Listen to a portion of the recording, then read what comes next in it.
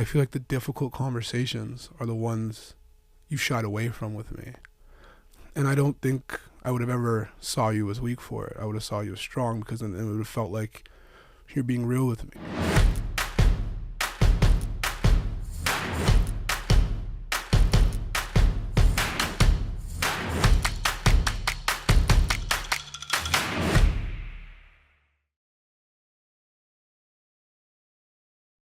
Reifel Rye is an award-winning high-rye spirit that is meticulously crafted using local ingredients. This Father's Day, gift the father figure in your life the best whiskey Canada has to offer.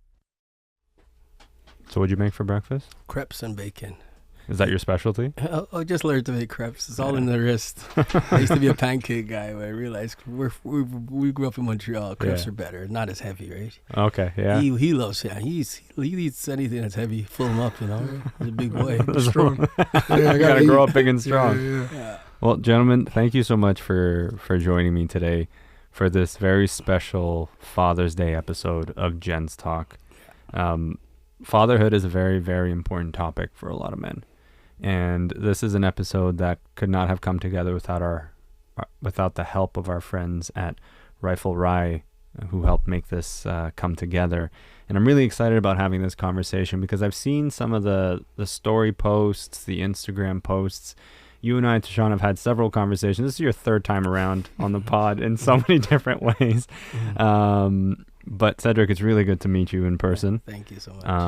And I'm excited to have this conversation because I think fatherhood is such a particular piece for men, right? We often talk about how we model ourselves around our fathers. We talk about scenarios where our fathers didn't show up the way we wanted them to. I've had conversations with fathers who've talked about the things that they know today that they're like, man, I didn't know that when my kid was just born. Like, there is no manual for any of this, right? You just kind of figure it out on television and you just go with it and see what happens, and you hope you don't screw your kid along the way, right? But with that being said, thank you for joining me. And I think I just want to start it off first and foremost by asking you, Cedric, as the father in this equation, what does fatherhood mean to you? Fatherhood means raising your child to do the best he can do, and to be better than what you were. And that's, you just want to do it every day to just give positives. And raising a human is hard enough, but raising somebody of color is even harder. Why? Because we got different stigmas to deal with. We got to deal with racism. You got to deal with, you're in a country that's predominantly white and you're raising a kid that's not white. So you got to teach them to be able to blend in with society. Is that something that you think you knew when Tychon was born? Or is this something that you sort of look at now and go, these are the things you've learned over the years of being a father? No, this is something I knew when he was born. Because you want him to be, your first child always you want to put him in an image of yourself. Like, I love basketball. I want to put him in basketball. I love public speaking. Like, certain things we put into we as a child, that's what we wish we had for ourselves. And you put that into your first child. And when you were talking just now, you referenced how you want your child to grow up and be a better version of yourself. Yeah.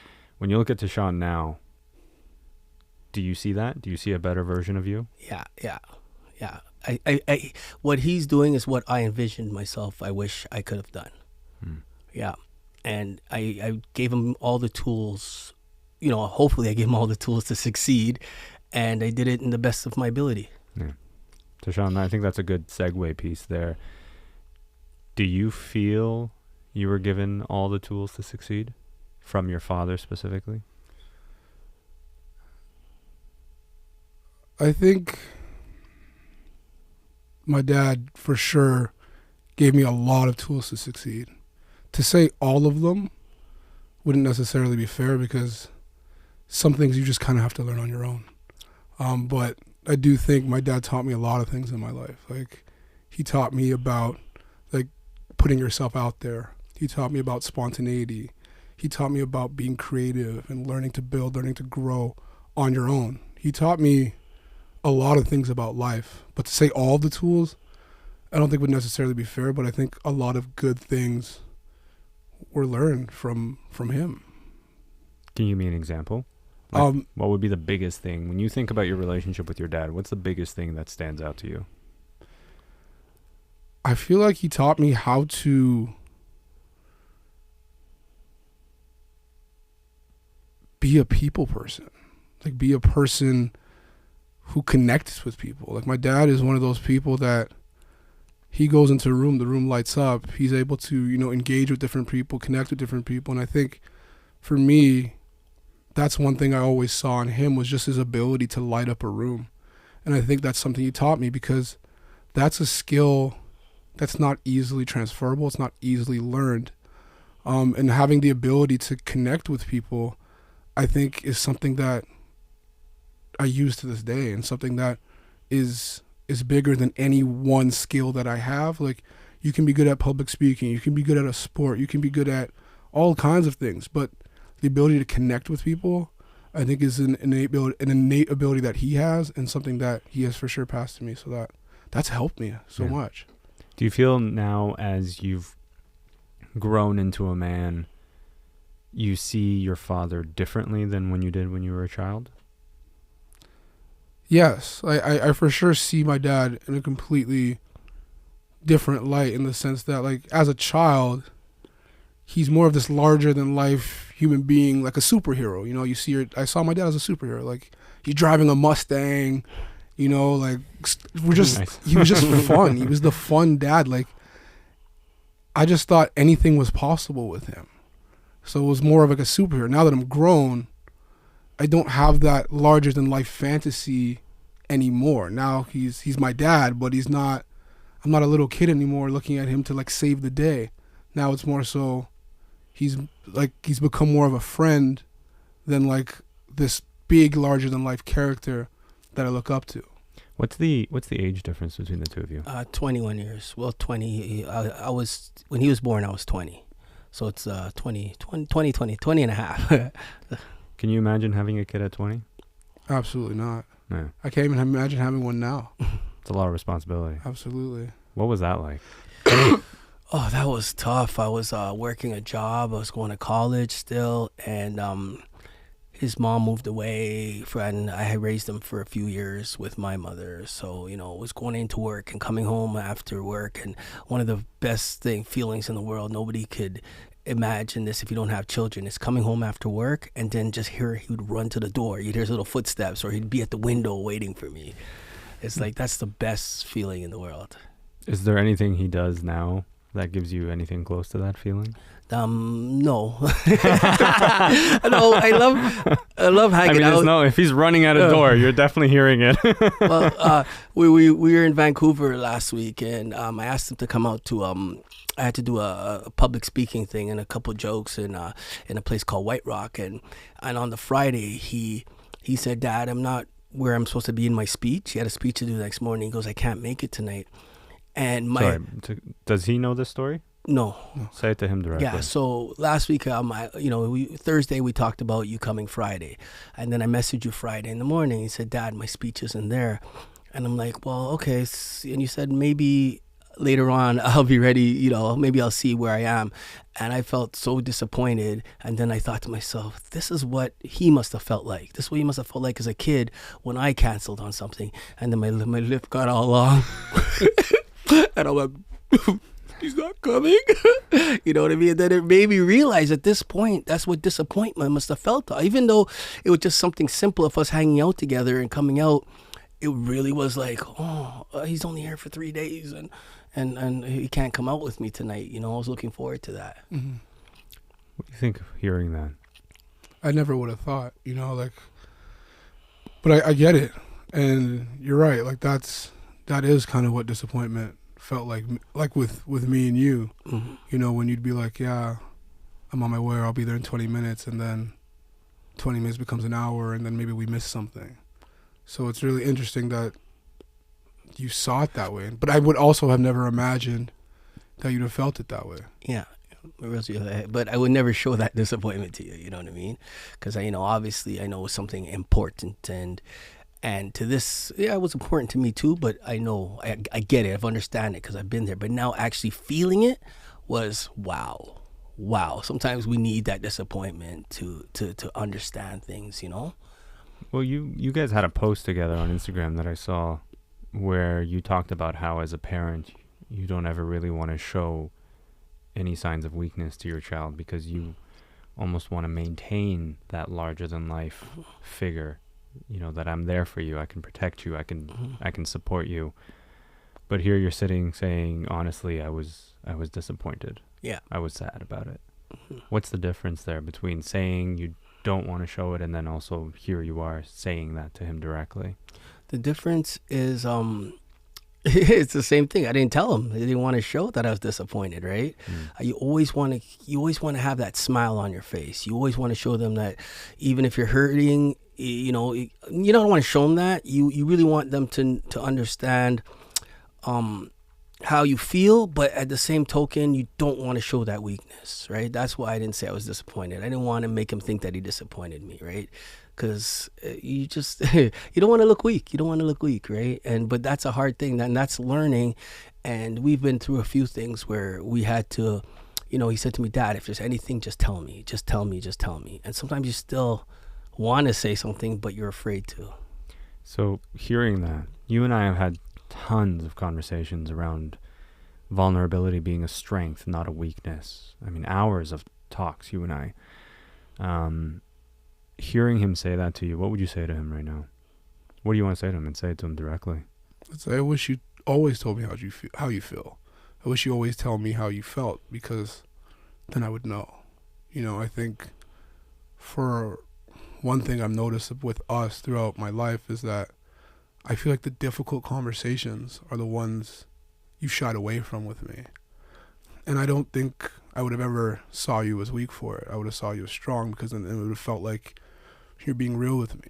You know what I mean? And it's like, I think somebody asked me this last week. I actually went on a dementia walk.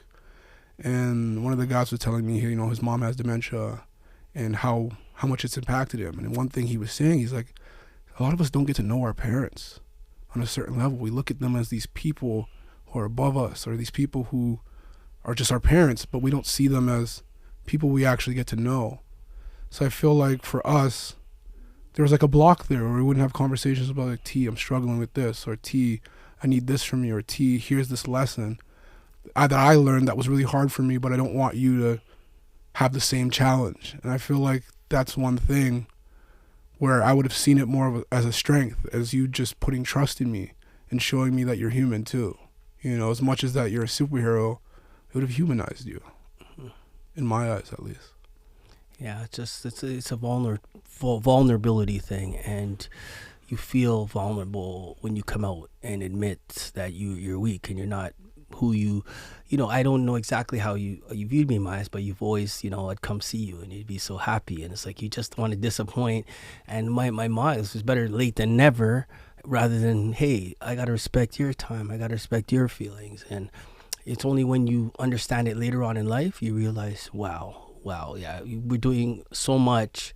We're giving you what we think is the best of our ability, because my mom was always working and I didn't have a dad there. So I wanted to give you more than what I had received, which was pretty much nothing. I didn't have a father figure.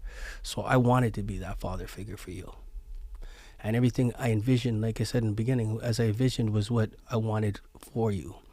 I never went to McGill. I had a McGill sweatshirt. I bought a McGill sweatshirt at 19 years old. I think I still have a picture in it. And there he went. He graduated from McGill's with a master's degree. It was one of the most proudest moments in my life. You know, it's like I put it out there. They say what you put out there comes to light sometimes, and it did. You know what I mean? He saw pictures of him in basketball jersey at 2 years old. What did I have? These were my visions, because I love basketball. But I didn't have anybody to take me to the park and teach me. So I did that with him. So in a way, you're putting all this out there, what you want them to be what you wanted, right? And as you get older, you know, I have a little guy now, and it's like I want him to, you learn, show them everything, and whatever they gravitate to, that's where you put the energy in them. with Tychon, I did bring him to a basketball. Remember your first basketball? I said, no, I still want him to be a kid, have fun. I didn't want to put him in rep basketball. And he just took to the sport, and he made a take into it because he saw how it made me happy when he was 4, 5, 6 at the court shooting around. Was that a thing you did because of the reaction you saw in your dad's face, or was that something you wanted to do? I think it was a balance of both. I knew playing basketball brought me and you together, and my dad wanted me to be the best. And we would train hard and play hard together, and it's like, I know how proud it made you to see me play basketball and do well at it. So I kept at it. And just, I think I have that competitive nature myself. But I think another thing I learned from it is how much we hate to lose. I hate to lose because of you. So it's I always wanted to win. And I know how much, seeing that look on your face when we did win and being the underdog and winning, I think that really drove me when I played basketball, for sure. One of my fondest memories I have with you was he was grade 8 and he was about my height. And you were grade 8, you're getting about my height. I don't know if you remember, we were in Etobicoke, and you wanted to play one-on-one, and I kept telling you, no, he couldn't beat me. And I knew this was going to be the defining moment. And one day after practice, we played one-on-one and he beat me. And I knew this was going to be the last day I ever beat you in one-on-one. It's like my ego, but I knew I still had tennis. He still hasn't beat me in tennis. And one summer, I saw that he's getting to grade 7, grade 8, grade 9, and your basketball, well, you didn't seem like you were loving it. It seemed like it was too much. So we dropped the basketball.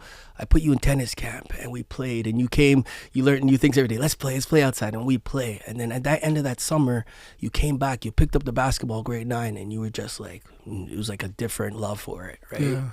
And that was one of the biggest things. I was happy that worked, right? Because, I always looked at the best in sports. Like, you love Kobe. I grew up, I put you in hockey skates at 7. Your feet were flying everywhere. And you were dropping out. And you're like, no. Like, tried it one more time. No. So you didn't take to hockey, but basketball you took to. And Wayne Gretzky would throw his hockey bag down in May, pick up a baseball and a baseball bat, come back, and he was still the best player in the world, right? He'd get up 6 in the morning and put the time in, and you know what I mean? But I always wanted you to be not just a basketball guy, but a rounded human being. That's why, it was good your mom was there to stay stricter on your school, and I wish I would have been there more, for the school stuff. But yeah, it was, it's a journey, right? Is there anything else that you wish you were able to be around for more or do more with him when he was? My parents tell me all the time they wish they spent more time with me when I was a child growing up.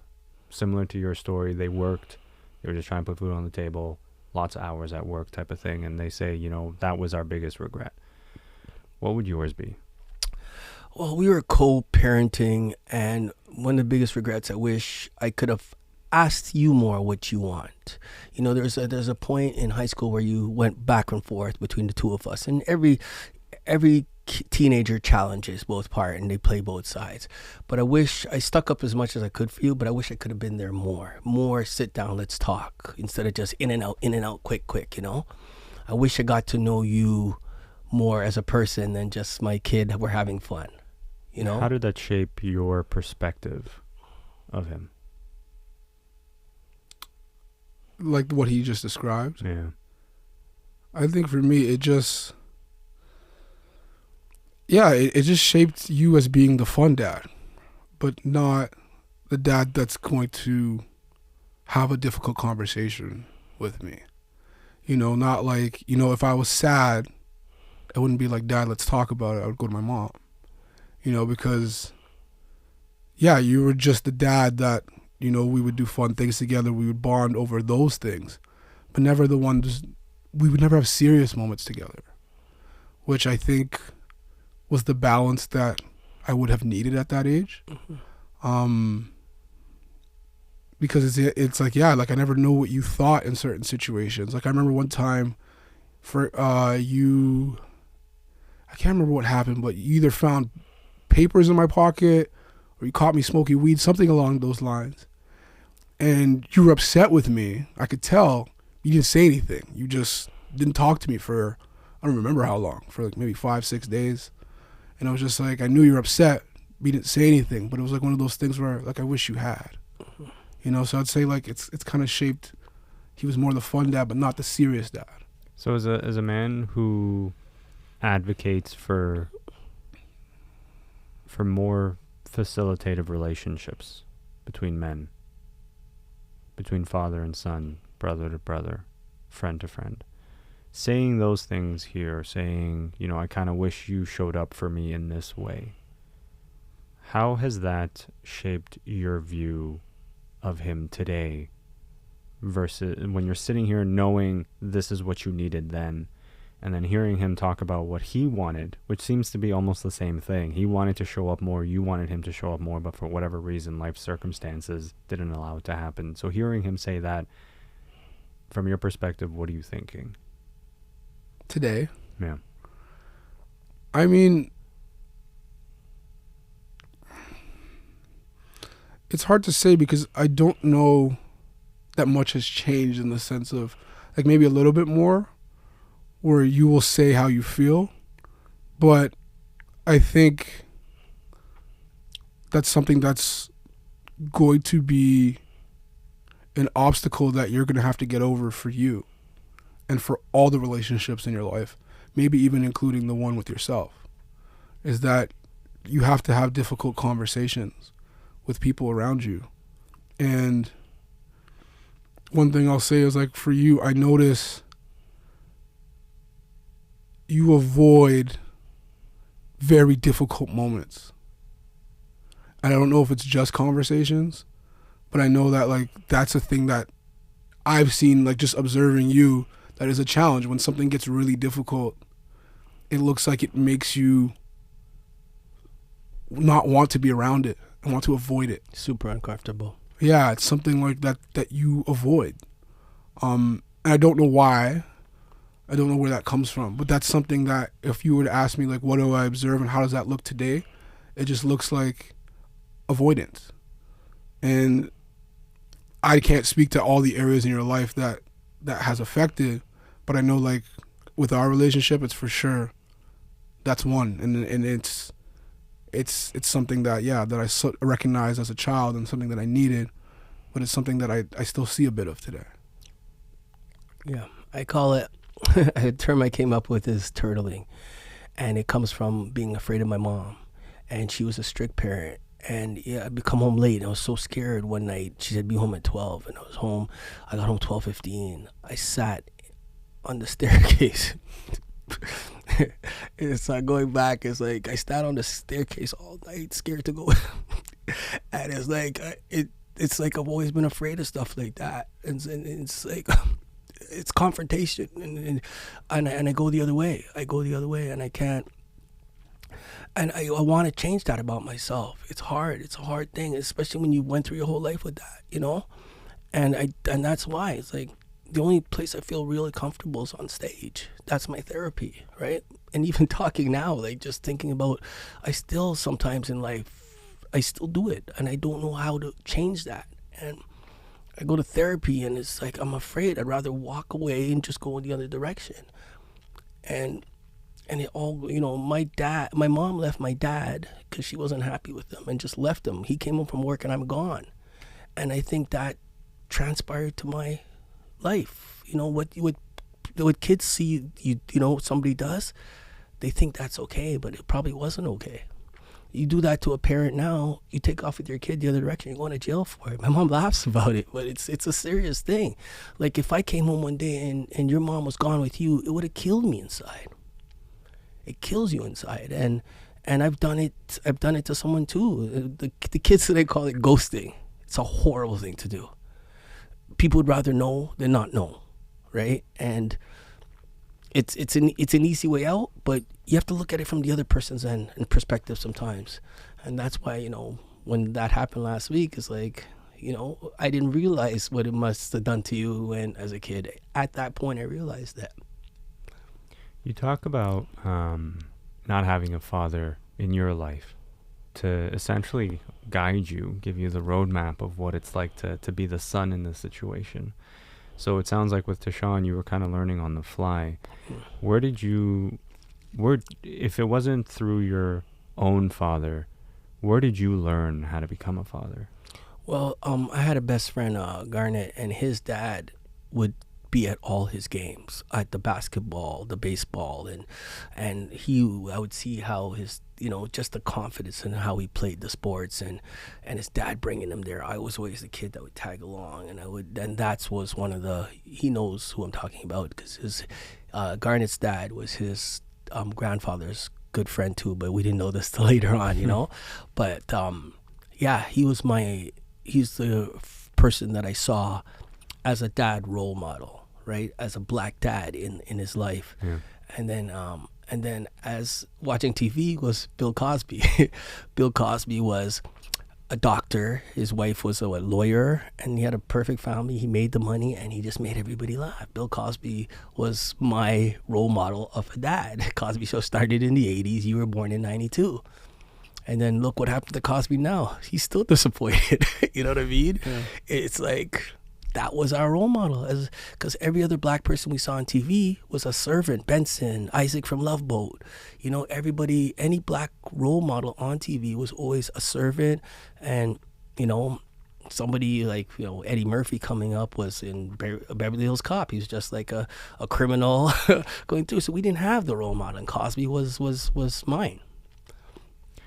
Tychon, when you hear your dad talk about the lack of a role model, and I'm going to again pull on a conversation that you and I have had about looking to men in our network as inspiration and motivation for how to be a good man, and you hear him sit here and say, my only role model was somebody else's dad that I would see when I go to games, let's say, or a make-believe character on television who turned out to be a disappointment in real life. So disappointments all the way around. When you hear him say that, what does that elicit for you? What does that make you think or feel? Looking at him, particularly from the lens of, we were all children at one point. We all grew up cussing our dads under our breath, being like, I hate you, I don't want to be anything like you, or any of these things. And you made a point about how you used to idolize him like a superhero, and now you see him as a human. When you hear him talk about the things that he didn't have, what do you think of that?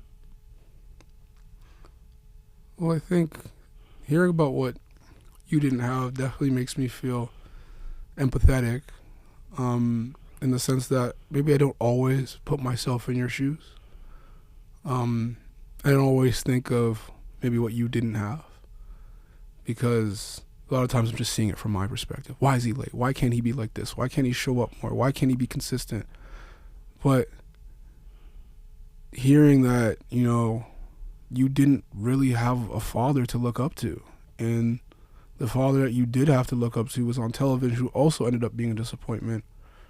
For sure has had impacts on you, which I never thought of, and obviously I look at you and say, you could look at what you didn't want and then do better. And it sounds like you definitely tried your best. But to actually put myself in the shoes where I think about, what you may have had and what you may have been going through as a 20-year-old boy, pretty much, trying to raise a child, it would have been very tough. And I don't always necessarily look at it in that light. I would go out to meet my friends, and he's in the baby seat in the car, in the Mustang, in the back, and people look, do you have a kid back there? And he said to Sean, me like, and then as he got older, I remember I used to do courier. I was working in a hospital, working in a psych unit. He knows this, for 10 years with mental illness patients, and I had a part-time job as a courier, and he would be in the seat in the back reading maps at 6 years old. I'd take him around with me, and he would learn to read maps at 5-6 years old. So I was grooming him for maybe the Amazing Race that we were on. Yeah, which is true. You guys were on a reality show together. Yeah. You were on another one. You won Big Brother Canada, but you were on the Amazing Race together. Mm-hmm. What was that journey like? Sort of, it's not just you and him going to play basketball in the court down the street anymore. This is, you're on national television doing stuff across the country. Your high moments and your low moments are going to come out. What was that whole process like? Well, first and foremost, I had to swallow my pride, because we had to spend 8 weeks in hotel rooms together. And when he was a kid, I was Big Spoon. So I had to swallow my pride. No, I'm Little Spoon. But because of our thinking and how we like you said, we're friends. We didn't have those arguments. We kind of worked. I found we worked well together. You know, little did we know that other teams were working. Had it just been no helping on other teams, I think we would have won this, right? There's a lot of things that went on, but the experience was great. But a few times, you know, he has a little bit of, he'll get a little angry about something, but he picked up on that. How do they know? Why do they know? Why are they ahead of us again? But looking back on it was when you have teams collaborating each other, they're working against us. So we found out after they were intimidated when they saw us. They thought we were two football players. Did you find that bonded you guys a little more? I think it did. Coming off the show, there was just so much happening. But going into it, I think it did. I think, you know, I already knew how he thought about stuff, and he'll see me do like remember that challenge, just where, remember as a kid you'd have a puzzle. I'd have a puzzle at McDonald's, be one piece missing, and you have to make the McDonald's sign or whatever it was. Yeah. Well, there was one where it's a big one. He's like, Dad, what the? He's like, where did you learn that? You know, and he saw like, you know, when we did the bicycle challenge, we had to build a bicycle. He knew I was a mechanic, so that was pretty easy. But a lot of challenges were dancing too, and I was so happy. He had some of the harder ones where he had to dance, and I know that was our weak part, you know. But watching him was one of the happiest episodes of my life, was when you got through that dancing challenge, because all I kept thinking is, I would have never been able to pull this off. But there's one where, what's it called, biathlon, we had to shoot, and I kept doubting it. We started the day off, it was sunny. When I left there, it was snowing. Ask him, it was snowing. Like, and I was like, started doubting myself. I thought it was my eyes. I couldn't hit the bull. It's all in the breathing. It was a technique thing, but I didn't know this. And I skied around because I know how to ski. And then I had to shoot, and it was just, and we ended up last place, and he was still behind me, and I kept looking at him like, I'm disappointing our team. He goes, Dad, don't worry. And he encouraged me so hard. That got me through that challenge. When I finally hit the last bullseye, I looked behind me to see if somebody else shot it for me. Tychon, in those moments where you provide the moral support, the energy, the motivation, that's a nice, wholesome story. But I wonder, based on what you said earlier, whether that's an example of a moment where you might feel, it'd be nice if my dad was the one motivating me. Am I accurate there, or am I way off? Yes and no. I think there's a part of me that, like, one thing I noticed, like, we did bond throughout the race, and it was an amazing experience. But one thing I noticed that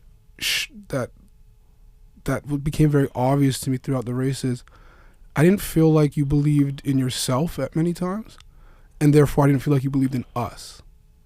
And so to your question, it's not necessarily my dad motivating me, but my dad believing in our ability to win, our ability to shine through and get to the end together. Because he would say things throughout, like, you would say things like, I wish we could win, or I hope, and I wish, and I hope, and it wasn't like we are going to. And it would bother me, because it would be like, do you not believe we can win this? Why is it a wish and a hope? Yeah. So I wish you believed in us. I wanted you to believe in us, but I not necessarily have you be the one motivating me, if that makes sense. Yeah.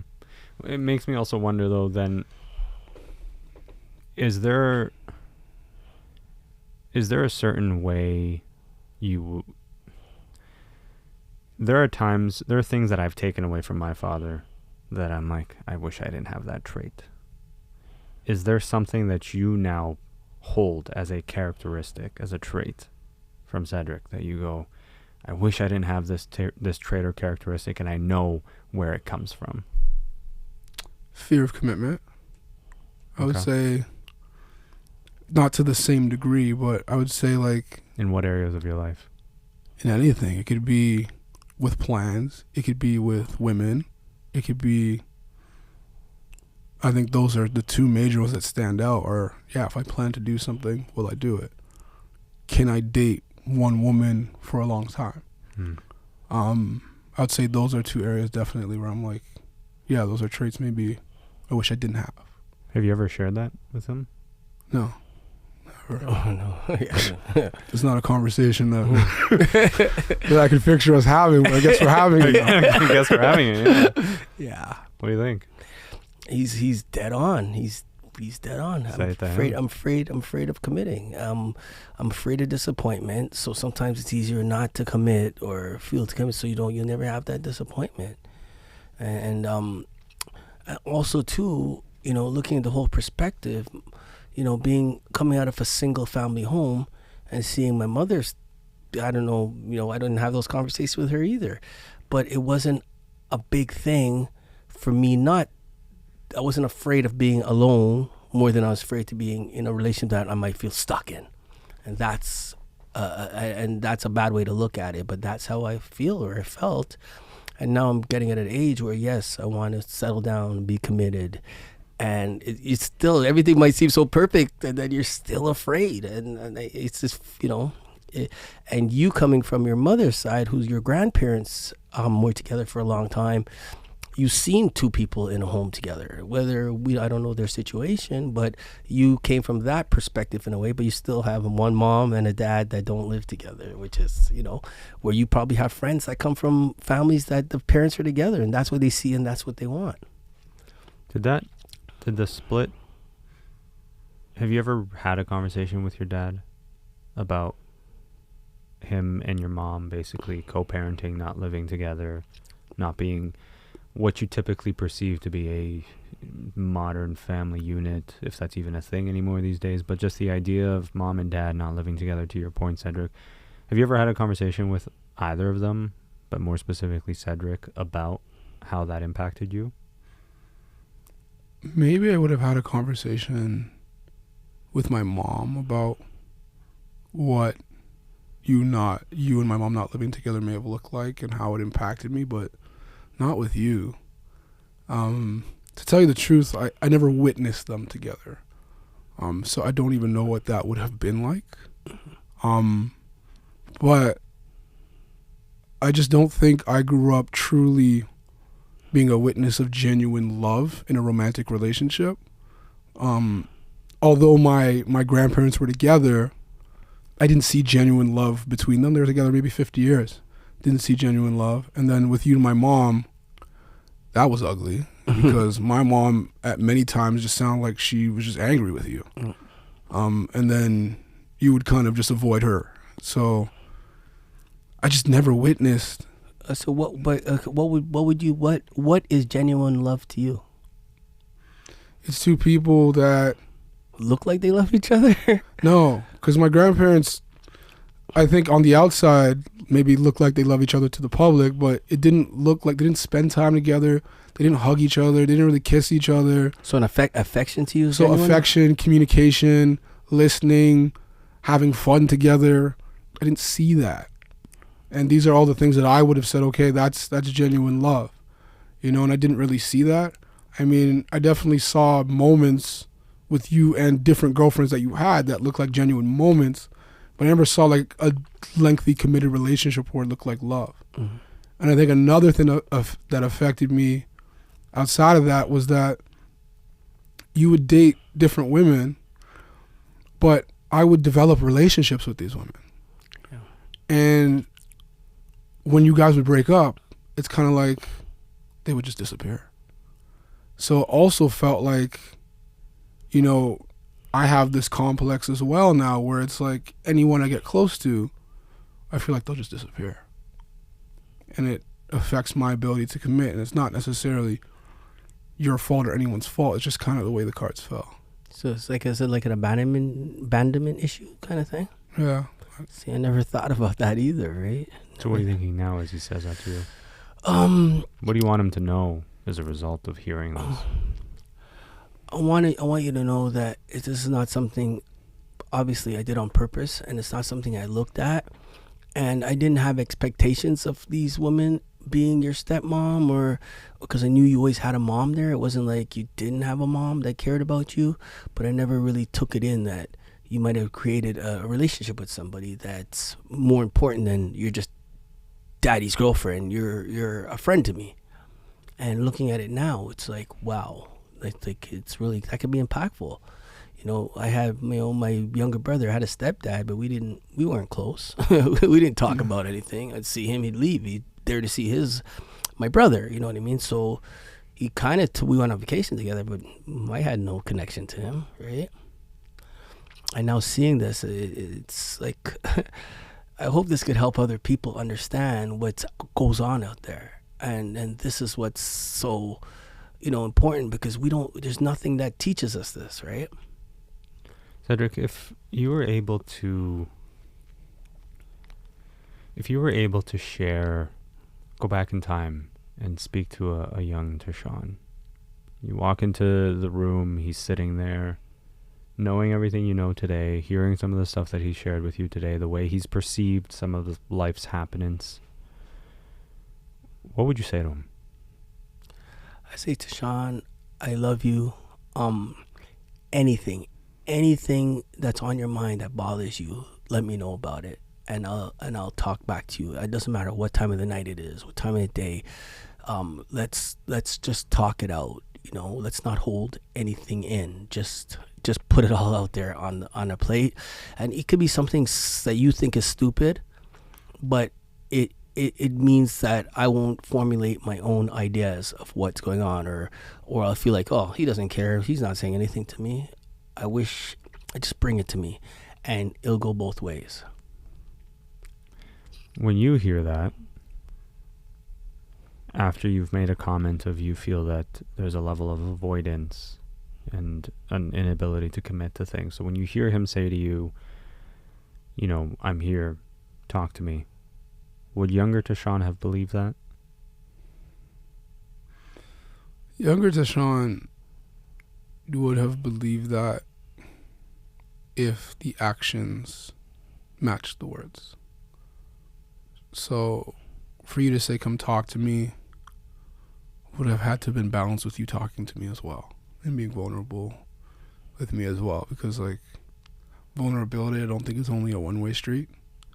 It would have had to, those words would have just had to have been backed up by the action of seeing you be vulnerable with me as well.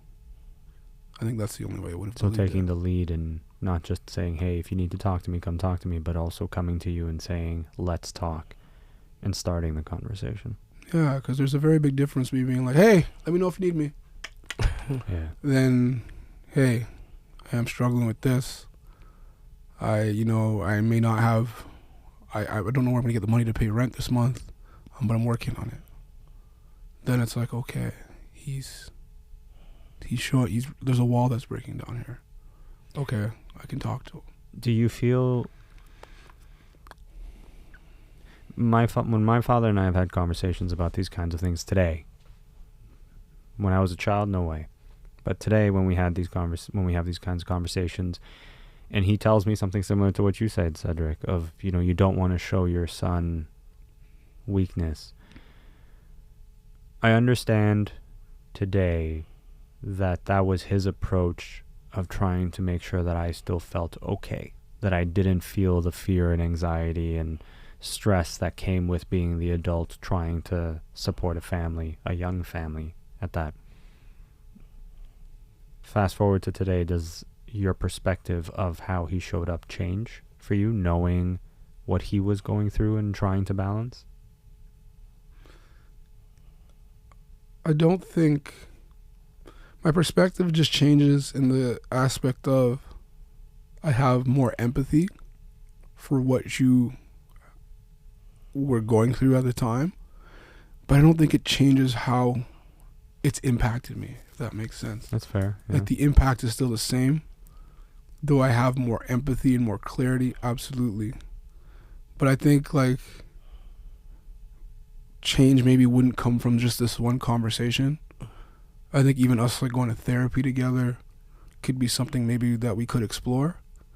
But I think definitely I have more empathy, but I don't think the impact necessarily has changed. Does that make sense? Yeah, it does make a lot of sense. It's all a result of years of it adding up, and it can't be broken down by one conversation. It has to come out through few conversations and understanding, because I didn't see, in my eyes, I'm doing a good job. In my eyes, okay. We're at a basketball tournament. There's 3 fathers. I'm one of the fathers. I'm coaching the team. I'm here with you more time because I'm coaching the team. I'm not getting paid to coach, but I'm getting to spend time to you and watch you grow.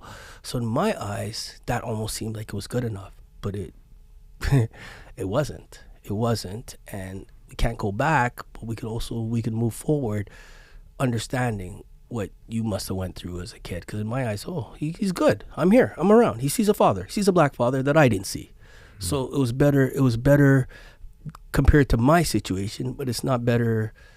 What making you any better? Does that make any sense to you? Yeah, and to your point, as teenagers, we probably don't know what we need. Probably don't know how to ask for it. As kids, we don't know. And as adults, sometimes we have a fear of asking for what we need. I know like a few of my friends have similar challenges with their fathers, but they're like, he should know, he's my dad. He should know what I need. And I think I know now I'm at the point where I can ask for that. That's something that I should do. If I need something, I should, again, as I say, vulnerability is our strength. I should be strong and being vulnerable like, Dad, I need you to show up for me for this. Mm-hmm. Like one example of that was, and I don't think I told you this either, when we were in Vancouver and I had a keynote speech, when I first told you about it, I didn't feel like you didn't ask, like, what time is it? Could I be there? It was more like, hey, I have this thing on Friday, can you come? And I was a little bit hurt by that because I was like, I have a speech in Vancouver, you didn't even ask about it. And I think when the time came, I asked you to come, and then you came. And I was so happy that you came. I saw you called me out in there, like, my dad is here, and his face lit up like when he was a little kid again. And I was like, okay, yeah. And people ask me, so you must have seen this. I go, this is the first time I've ever seen you speaking, and I was so proud of you. I was like blown away by what you did on that stage. And, and you even asked me, you said, Dad, what can I do different? And I told you, you know what I mean? And I like that you take my criticism constructively, where some people take it unconstructively. Yeah. I'm curious, though, Cedric, when he talks about the particular point of how he felt he needed to ask you to come as opposed to wanting his dad to say, what time, I'm there, just give me the details type of thing, mm-hmm. How that resonates with you. That resonates, that knowing this now, because in my head, I'm up late. This is 9 a.m. I don't want to say I'm coming and not show up, because this has happened to me before where I planned to, and then I'll put pressure on myself that I'll do it so bad that I would mess it up. And I don't want to, so I would never want to say I'm coming and not show up, especially at this age. So I'd rather just say, okay. So I didn't even have the address where he was, and I messaged him, and he got back to me. I messaged him late at night, got back to me at 7 a.m, and I'm like, I'm not missing this for the world, right? Especially at this age. And I didn't know how important it was to him, now knowing, but going and seeing that and seeing what he's doing was brilliant. It was just brilliant to me, and that goes back to us not having those conversations. It's interesting because as you were talking to Shan, it made me think of how we just always want our dads to just be there and proud of us, and it somehow makes us feel really, really good. Like, it makes us feel like the superheroes. And then I think about, Cedric, how you talked about, because you didn't have your dad around, how that feeling was never even an option for you. And there's a level of sadness in that, and knowing that the thing that Tychon wants is the thing that you probably wanted but couldn't get. And learning still to this day how to give him the things that you wanted as a child, that you had, again, no one to sort of pave the way for you and show you this is how we do it. Similar to how you were talking about, you've never seen, or you don't feel you've seen, genuine love and connection. So when you're in a relationship of some kind, you don't know if you can trust your eyes. Like, is this a real thing? Is this how I'm supposed to behave or act or carry myself? And it's breaking that generational gap. Thank you. In terms of how does he give you what you need without knowing how to give it to you, because he never had it either. Does that change? How do you feel that knowing this changes the dynamic of your relationship? And this is open to either of you. It's teaching me right now, and I've been learning this recently. It's teaching me to put, this is an old saying, but put yourself in the other person's shoes, and perspective of what they would feel like if they did this to you. Then that's what's opening my eyes to. And the second thing is, you always said this, communication. People don't communicate. So when you don't communicate, you formulate whatever you want in your mind, because the mind's so powerful. You formulate what you think they might be thinking, or what they're doing this to hurt you, or they're doing this to this, because we don't have the conversations. And it goes back to me, and I'm going to take 80% of the blame on it. And the 20% I put towards you is you not asking. Absolutely. I mean, I couldn't have said both points better myself. Like, communication is a balance of speaking and listening.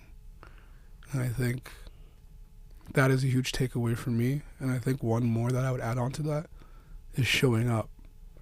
I think sometimes we think we should say the right thing, do the right thing. We focus on all the smoke and mirrors and fancy bells and whistles, but it's like there's just an importance in showing up for each other. And I think that's what we need to do more of. Cedric, you mentioned a little earlier that you have a little guy now. Mm-hmm. How old? 5 years old. What did you learn being a father for Tychon? What have you learned from your experience being Tychon's father that you want to improve on as a little guy? I want to improve on, I spent as much time as I could with Tychon at that time. I want to improve on spending more time, letting him see what I do for work. Let him see that you could be happy, but you could still be sad. It's okay to cry. It's fine. I mean, T would cry when he was upset, not when you wouldn't cry just off of emotion stuff. It was only when you're upset, the anger and the cry would coming out. I want him to be able to cry if anything bothers him. Let him know it's okay for a little boy or a little man to cry, right? To let out that emotion. It's because in society it's seen as a weakness when we cry. And that's one thing I want him to learn. That's okay. You're upset, you're not upset, you're emotional, you win a game, cry. It's okay. Crying doesn't always have to be out of the negative, right? Shan, what do you having a younger sibling and seeing your father as the man he is today and sort of going through that experience with him as he was growing up into the man he is today, what advice would you give him when it comes to parenting? Sorry, I don't know your son's name. Emmett. What advice would you give him when it comes to parenting Emmett? I would say show up,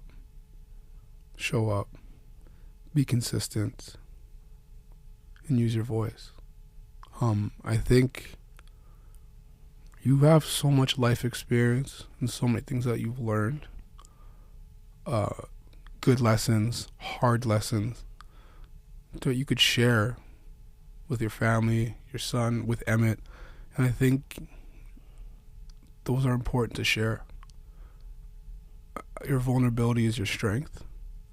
And I think if you use that strength, it'll definitely benefit him and equip him to live in the real world and grow up to be a young man living to his potential. Yeah. Cedric, what would you want Emmett to learn from Tychon? If there was one thing you had to pick out. One thing I had to pick up is education or confidence that he exuded. There's one thing that I won't forget. Where before he was going off to do Big Brother, and Tychon, I said, Tychon, just be yourself, and because he said to me, Dad, every time people just look at me like I'm somebody. And I said, T, you are somebody. Yeah, but he meant it more like they think I'm a basketball player, or I'm a football player, or I'm somebody on TV. And I said, T, you are somebody. And when he won the show, now they're coming at him knowing this is Tychon. This is not Cedric's son. This is not Chantel's son. This is Tychon Carter Newman. And the TV show showed his personality, and it showed his vulnerability. He had cameras in front of him, and there's one episode where he talked about how, you know, the gap between dads and generational trauma. I was sitting in front of the TV and I just started crying, and I'm like, he gets it. He gets it. He gets it. I said to him, I was crying in front of the TV like a little baby, because I didn't know he got it. You know, generational trauma is a thing. We, as my age, just worked hard, right? And these younger, I'm aging myself, younger cats, you know what I mean? They just, you know, they're more educated, but you know, they still got to deal with life, social media, different things that we had to deal with. Gentlemen, I have in front of you a couple of cards with some questions on them. We've covered some of them, but I want you to take the card, flip it over, and I want you to read it's just on the other side there. Just read, and forgive my handwriting, but I want you to read one of the questions and then ask it to the other person. So either one of you, feel free to start. What was your favorite memory of me?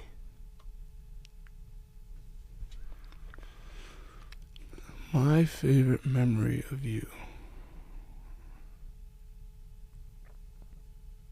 There's a few, but one that stands out to me was we were driving in your Mustang, and we were coming home from a basketball game, and I think we just learned like what we placed at for provincials that was coming up the next weekend. And I remember you just saying, "I'm so proud of you." And you pulled these shoes out of the back. There were these Adidas Mad Handles. And you handed them to me. And I remember it was like I wanted those shoes. They were so nice. And it was just like a moment where it's just, you surprised me with something that I didn't expect. And it was these shoes that I really wanted. And I remember like how well I played in the shoes. And just like how much that moment meant to me, because it just felt like I made you proud. And yeah, like that moment was just so heart-filling for me. And I just never forgot it for some reason. I'm surprised now, because you were always a Nike guy, Jordan. I don't even like Adidas anymore. Like those shoes, like they're like. Okay.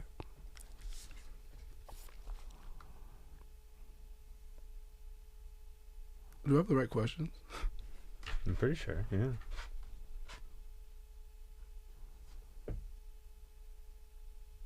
No. Can we switch? Yeah, let's switch. I was looking at them like, what's the hardest part of being a father? I was like, thought that too. I swear, I thought I got them right. Well, the memory of you was the two same ones. Yeah. The top one was Yeah. just father and son, yeah. What was the hardest part about being my father? The hardest part about being a father was not being able to live in the same city as you. I had to drive up from Montreal. When you moved to Toronto, I had to drive up from Montreal, and I was only get to spend the weekend with you. And that was hard, because I would come in, we'd have fun the Friday, Saturday. Sunday when I was leaving, you would just start bawling. And I am driving. I'm leaving your complex, and I'm driving, and I'd never let him see me cry. I would start crying. You know how you go up Perth, you turn on to Bloor. I would cry almost all the way to Don Valley Parkway. So it was a good, healthy cry. It wasn't all the way till the Quebec border, but it just stayed with me, leaving you, knowing that you had such a great weekend with me. And then now you got to go think about, you have to go to school Monday morning, say I had fun with my dad. But now you're sad probably the whole Sunday night. Never spoke to you about it. You know, I don't know. I don't know how you feel about it now, looking back at it, but you probably remember that every time I'd have to leave because I had to work Monday. I do remember how hard it was to see you go. And yeah, it was painful because it was like such a high and then such a low. And yeah, I was definitely not a mommy's boy. I was definitely like a daddy's, like that. I was a daddy's boy for real, through and through. So it was hard, really hard. So when you moved to Toronto, that was like a really big change in the dynamic. And it's funny, when a little kid, like when I picked him up the first day of daycare, Yeah, and his whole body, from toes to the top of his head, the whole body like convulses. And I'm looking at him like, that's how my orgasms are. I'm just playing. I can't say it. I can delete that. But I'm just saying, the energy a kid exudes, seeing their parent pick them up from daycare, nothing feels better than that. And that's how I show up on a Friday. That's his energy. And then Saturday, you could see as they get older, they realize he's leaving in an hour, he's leaving in 2 hours. And then that energy starts to go negative. And then you try to try to deflect that low is going to be low. And I don't want to leave either. But he knows, like, the last hour, he'll start acting out because they know you're leaving. You know you're leaving. And then his mother, get at it with his mother. So now I got to stay longer, right? Can't be easy. I imagine it can't be easy from your perspective, knowing that you're the reason. You leaving makes you feel like you're the one responsible for that pain that he's feeling in that moment. It's a reality of being co-parent. It's a reality that you don't live together. It's a reality that there's nothing you could do about that, right? It's better as to be a co-parent. It's better that this is this way than to me try to stay there to raise you living with your mom because we think that's the right thing to do, but then you see us fight in the house. Or if we had fights, we tried not to. You know me, I would just take off. Your mom would be screaming at me, and I would never talk down to a woman at any point, and especially not in front of my son. Because people do that, and then they grow up to do that. And I don't think you've ever grown up to talk down to anybody like that. No, not at all. And I agree. Being in a loveless home, I think is worse than being in a co-parenting situation. But I also I never had the chance to see what a home full of love looked like. So then it makes me wonder, Tychon, what's your hope for this relationship? What are you hoping for? I really just hope that my dad and I can have open communication. We can be honest with each other. We could rely on each other. And to be a relationship that has a genuine side when it comes to, things that we can talk about beyond just us having fun together. That's what I would say. That's really what I hope for, is just like more depth to our relationship. What about you? Well, father sons, there's a lot of, you don't take it in that there's not a lot of close father son, especially emotionally connection. And black father sons, this is another whole different issue. So that being said, I'm hoping we could change that dynamic. People seeing us on TV land, but I want them to see us in personal land. We walk the streets. I mean, showing affection, being able to be our true, real selves, and even having this conversation today, we learn. I learned things that I didn't know. Yeah. And it's hard that it took a podcast and sitting, 6 feet away from each other like it's COVID times to learn something, right? No, but I think that's part of the reason why we wanted to have this particular conversation. Because I think it's extremely important to normalize what a father-son relationship and a father-son conversation looks like. It's not perfect. It's not what you see on TV. It's not, it has ridges, it's fractured, it can be ugly and it can be beautiful. It can be everything at the same time. And hearing the two of you talk to each other like this, I'm not gonna lie, I just want to go home and call my dad and see if I can get him in here. But it's funny sometimes, Cedric, how it takes, a random conversation. Hey, let's have a conversation on a podcast to be like, I've never said these words to you before. And maybe it's the idea of intentionality going into it, to your point earlier, of I'm going to intentionally make a decision to act on having a conversation with you. And how that can spring and open up, truths that you've been feeling for a long time. A lot of what you said, Cedric, resonated with me from conversations I've had with my father. He grew up without a father. His father was kidnapped in a civil war, so he never had a role model, right? And he just kind of learned as he went. And it's funny because the dynamic between the two of you is very similar to my relationship. My father and I are almost more friends than we are father-son. And to your point, there are times where I think to myself, even to this day, I wish you showed up more as a father and less as a friend. But to your point as well, I've developed a level of empathy because I understand that he did the best he could with what he knew and had. And that's where I would encourage you, the same with Cedric here. I get the sense that you did the best you could with what you knew and the tools that you had available to you. But there's no reason why this relationship can't continue to blossom. I think you guys have an amazing relationship. I've seen the way you guys chat with each other, not just in this podcast room, but just in general. And it's inspiring. And I hope that there's other people out there who hear this, watch this, and think, okay, maybe this is my reason to pick up the phone and call my dad. Or just to say, hey, what was I like as a kid? And just watch his face light up as he talks about remembering you running around the house doing nonsense or whatever, and how that, just like you're doing right now. Well, one of the things I'm just thinking about while you were saying that is to have these conversations, right? There's a lot of outside distractions. So if you're upset about something, you want to talk, Dad, come over, I need to talk. And I get there and I have other things on my mind. Okay, not now. This is what happens a lot. Or we'll talk about this later, and later never comes. Right. And that's the hard thing, to organize something that we could sit down and actually, maybe it needs to be, it doesn't have to be like every Tuesday, I think, but like, hey, every couple of weeks, let's spend 5 minutes. What's going on in your life? Because time flies. A minute turns into 5 turns into an hour turns into 24 hours. So, and that's one of the things that maybe families. That's why families sometimes say, "Hey, we're gonna have dinner together. Phones put away." And that's outside distractions. It's hard. You have to put in the effort. That's what I'm thinking. Me personally, absolutely. I know that for sure. Effort, I think, is ultimately the biggest thing. Intentionality is the biggest thing. Right. I think we can all agree that the best relationships come when both people are intentionally trying to make something happen. You're trying to see that friend. You're reaching out to that friend and saying, hey, I want to see you. And they respond and reciprocate saying, yes, what are you doing Tuesday at X time? Let's get together. And it could be just coffee, tea, whatever. It doesn't even have to be anything.